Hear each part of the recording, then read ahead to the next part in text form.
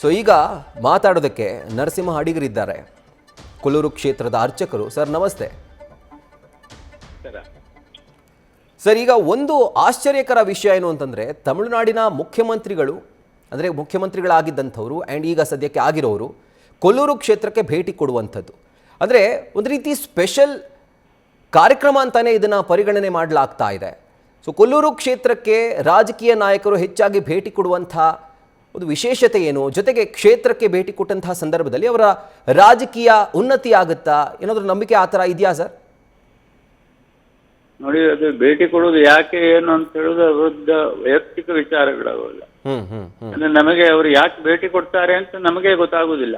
ಅವರು ಇಲ್ಲಿ ದೇವರ ವಿಚಾರ ನಾವು ಹೇಳಬಹುದು. ಇಲ್ಲಿ ಉದ್ಭವ ಜ್ಯೋತಿರ್ಲಿಂಗ ಇದೆ, ಆದಿಶಂಕರ ತಪಸ್ಸು ಮಾಡಿದ ಕ್ಷೇತ್ರ, ಇದೊಂದು ಸಿದ್ಧಿ ಕ್ಷೇತ್ರ.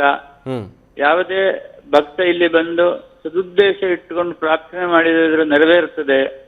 ಆ ತಾಯಿ ಅವನ ಮನಸ್ಸಾಭಿಷ್ಟ ಕಾಮನೆಗಳನ್ನೆಲ್ಲ ನೆರವೇರಿಸಿ ಕೊಡ್ತಾವೆ. ಆದ್ದರಿಂದ ದೇಶದಾದ್ಯಂತ ಜನರು ಇಲ್ಲಿ ಬಂದು ದೇವಿ ದರ್ಶನ ಮಾಡಿ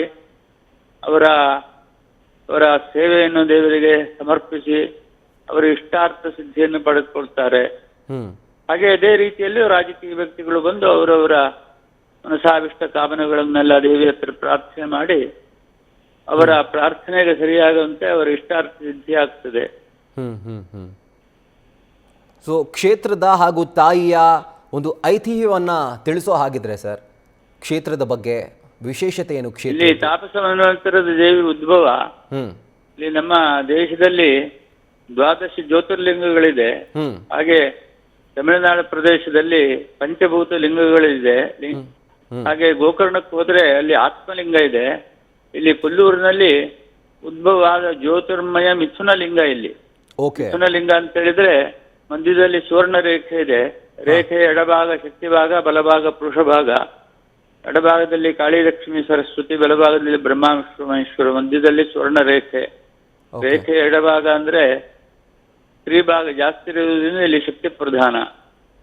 ಈ ಲಿಂಗದ ದರ್ಶನಾರ್ಥಿಯಾಗಿ ಆದಿಶಂಕರ ಇಲ್ಲಿ ಬಂದು ತಪಸ್ಸು ಮಾಡಿ ಅವರಿಗೆ ಪ್ರತ್ಯಕ್ಷವಾದ ರೂಪವನ್ನು ಈ ಸಾಮಾನ್ಯ 1200 ವರ್ಷದ ಹಿಂದೆ ಶ್ರೀಚಕ್ರ ಯಂತ್ರವನ್ನು ಬರೆದು ಪ್ರತಿಷ್ಠೆ ಮಾಡಿದ್ದಾರೆ.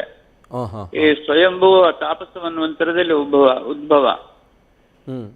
ನಮ್ಮ ಸ್ವಯಂಭುವಾದಿ ಲಿಂಗ ನಿರ್ಣಯ ಅಂತೇಳಿ ಆಗಮಶಾಸ್ತ್ರದಲ್ಲಿದೆ. ಅದರಲ್ಲಿ ಉಲ್ಲೇಖದ ಪ್ರಕಾರ ಸ್ವರ್ಣರೇಖಾಂಕಿತಂ ಲಿಂಗಂ ನಾಸ್ತಿ ನಾಸ್ತಿ ಜಗತ್ತ್ರಯಂ ವಾಮಭಾಗಾಧಿಕಂ ಲಿಂಗಂ ಭೂತೋ ನ ಭವಿಷ್ಯತಿ ಅಂತ. ಇಲ್ಲಿ ದೇವಿ ಮುಖಾಸುರನ್ನು ಕೊಂದಿದ್ದರಿಂದ ದೇವಿಗೆ ಮೂಕಾಂಬಿಕೆ ಅಂತ ಹೆಸರು ಬಂತು.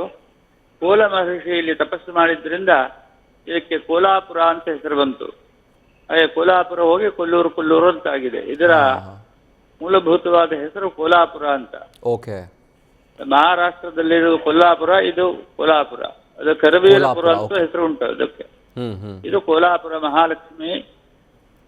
ಅಲ್ಲಿ ಇದು ಕೋಲಾಪುರ, ಅದು ಕೊಲ್ಲಾಪುರ ಮಹಾಲಕ್ಷ್ಮಿ, ಇದು ಕೋಲಾಪುರ ಮೂಕಾಂಬಿಕೆ. ಓಕೆ. ಸೊ ಇವತ್ತು ಅವರು ಭೇಟಿ ಕೊಡ್ತಿರೋದಕ್ಕೆ ಏನಾದರೂ ಇವತ್ತು ಸ್ಪೆಷಲ್ ದಿನಾನಾ ಸರ್? ಅಂದ್ರೆ ಏನಾದರೂ ತುಂಬಾ ಶಕ್ತಿಯುತವಾದಂತಹ ದಿನಾನಾ, ವಿಶೇಷವಾದಂತಹ ದಿನ? ಅಧಿಕ ಮಾಸ ಶುಕ್ರವಾರ, ಹಾಗಾಗಿ ಬರ್ತಾ ಇದ್ದಾರೆ. ಓಕೆ. ಸೊ ಶಕ್ತಿ ದೇವತೆಯ ವಾರ ಇವತ್ತು. ಅದನ್ನ ಹೊರತುಪಡಿಸಿದ್ರೆ ನಕ್ಷತ್ರಗಳ ಪ್ರಕಾರ ಸ್ಪೆಷಲ್ ದಿನ ಅಂತ ಏನಾದರೂ ಇದೆಯಾ? ಅದೆಲ್ಲ ಏನಿಲ್ಲ, ಎಲ್ಲ ಒಳ್ಳೆ ದಿವಸ ಇವತ್ತು. ಅಧಿಕ ಮಾಸ, ವೈಶಾಖ ಮಾಸ ಒಳ್ಳೇದಿದೆ. ಹಾಗಾಗಿ ಅವರಿಗೆ ಬೇರೆ ಏನಾದ್ರು ಜ್ಯೋತಿಷ್ಯರು ಏನಾದ್ರು ಹೇಳಿದ್ದಾರೋ ಗೊತ್ತಿಲ್ಲ ನಮ್ಗೆ. ಓಕೆ. ಅವರ ವಿಚಾರ ಅವರು ಯಾವ ರೀತಿಯಲ್ಲಿ ಇಟ್ಕೊಂಡು ಬಂದಿದ್ದಾರೆ ಅಂತ ಗೊತ್ತಾಗ್ಲಿಲ್ಲ. ಈಗ ಸರ್, ಅವರು ದೇವಸ್ಥಾನಕ್ಕೆ ಬಂದಂತಹ ಸಂದರ್ಭದಲ್ಲಿ ಏನಾದರೂ ವಿಶೇಷ ಪೂಜೆ ಅಂತ ಏನಾದರೂ ಆರ್ಗನೈಸ್ ಆಗಿದ್ಯಾ? ರೆಡಿ ಮಾಡ್ಕೊಂಡಿದ್ದೀರಾ ನೀವೆಲ್ಲ ಸಿದ್ಧತೆಗಳನ್ನ?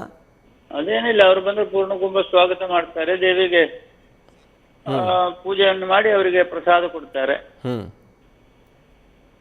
ಓಕೆ. ಸೊ ಅದನ್ನು ಬಿಟ್ಟು ವಿಶೇಷ ಪೂಜೆ ಅಥವಾ ಈ ಒಂದು ರೀತಿಯಾದಂತಹ ಮಂತ್ರ ಪಠಣೆ ಅದೆಲ್ಲ ಏನಿಲ್ಲ?